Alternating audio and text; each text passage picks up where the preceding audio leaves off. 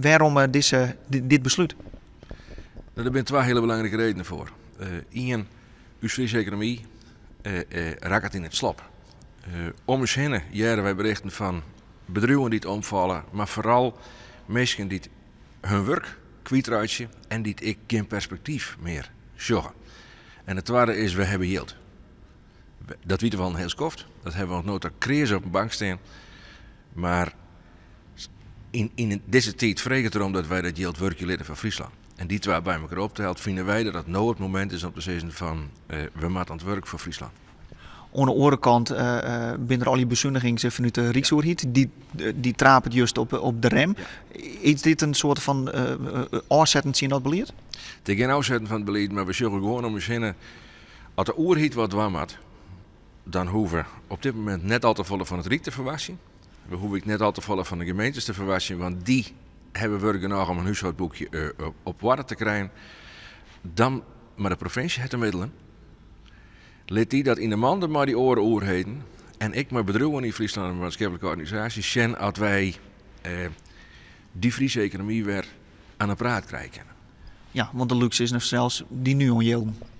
Wij hebben het geld en we hebben net de luxe om dat nou op dit moment nog op de bank staan te letten. Ik denk dat wij dat dus dan voor de futten gooid worden kennen. Doe je hem wel wat. Loek je hem hier wat van aan. En als ik de nieuwsberichten hier, hoe bedrijven die het omvallen, dan denk ik dat loek ik mij zeker aan. En ik wil daar haast eens een keer wat aan doen. Speelt het ook mee dat er in 2017 een nieuwe wet in werking treedt, dat je hem dan net meer zelf voor het geld beschikken kunnen? Nou, ik het zeggen, we kennen nou in alle gevallen nog de wan. Wij hebben nou het volledige volg oer uw geld. En als de steden zeggen, ja, wij gaan hierin mee, dan kunnen we dat geld voortzetten in Friesland. Zonder dat we zijn wettelijke beperkingen oprennen. 300 miljoen. Er zit 1,1 miljard in die pot. Waarom dan maar 300 miljoen? We hebben een inschatting gemaakt van bovenop alles wat wij al doen, wat we voortzetten, wat zullen wij in de komende jaren redelijkerwijs voortzetten kunnen. En zo komen we tot dat bedrag. Ja, want die wil ik nog wat oerhouden. Wij willen wat oerhouden. Wij willen zorgen dat toekomstige colleges, misschien toekomstige generaties, ik nog daar wat mee dwang kennen. Aan de andere kant willen we nou ik net te zuinig zijn. Wij denken met zo'n bedrag dat we echt wat voorstellen kennen om de Friese economie weer de goede kant op te krijgen. Waar moet het geld nou aan besteed worden? Het geld moet vooral besteed worden aan die zaken die in Friesland rendement opleveren. Financieel rendement, economisch rendement, maar ook sociaal rendement. En het allermooiste sociale beleid is Friesen weer aan het werk te helpen. Maar het moet het geld opsmieten? Als het geld opsmieten kan is prachtig, want dan kennen we het nog een keer uit, Jan. Maar dat het geld kost, maar wat goed is om banen te creëren, om de Friese structuur te verbeteren, dan moet ik net bang wezen om dat te doen. Allemaal concrete projecten in de holle? Nou, een heel concreet project, waar we al eens kof toe praten, is breedbaan. Zorg je dat zoveel mogelijk Friesen, zoveel mogelijk Friese bedrijven een goede internetverbinding hebben. Dat kan net uit de merk, daar moet geld bij. Als we dat project voor elkaar krijgen, dan betekent dat Friesen, ik zou maar zeggen, die kabels onlezen moeten.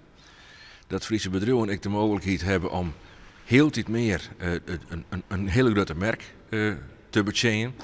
Dat is een plus situatie en dat kunnen we met dit geld mogelijk maken. Want dan nota wie daar geen centen voor, no wol? We hebben ook nog te praten over hoe het plan eruit zien moeten. We hebben daar nog geen geld voor regelen. Op het moment dat we ten eens binnen, maar de steden, maar ik maar Friese gemeenten en bedrijven van Sag en Bedwan. En er is jaarsanctie deze 300 miljoen, dan kunnen we het voor dadelijk ik betalen. Wat is nou de volgende stap? De volgende stap is met de steden in gesprek om dit financiële voornemen weer te maken. Maar tegelijk in gesprek met gemeenten, met bedrijven, met maatschappelijke organisaties van lever je ons concrete projecten, grut en lieds, die goed binnen voor de Friese economie en die dat losloeken. Dus wij krijgen de komende maand hoop ik heel erg druk. En waar bepaalt uiteindelijk werd het geld echt onuitjong werd? Ja, dat voegt luid bij de steden. Maar ik hoop dat zij In deze discussie, die wij in april hopen te vieren, maar haar zeggen gaan van als jaren daaraan voldocht, college, dan ga je hem gangbaar. Wanneer is het een succes? Het is een succes. Ja, je kunt daar cijfers ophangen, maar als heel dit meer vriezen. Het idee hebben dat er wel perspectief zit in werkje in Friesland. Dan is het voor mij vertuten die.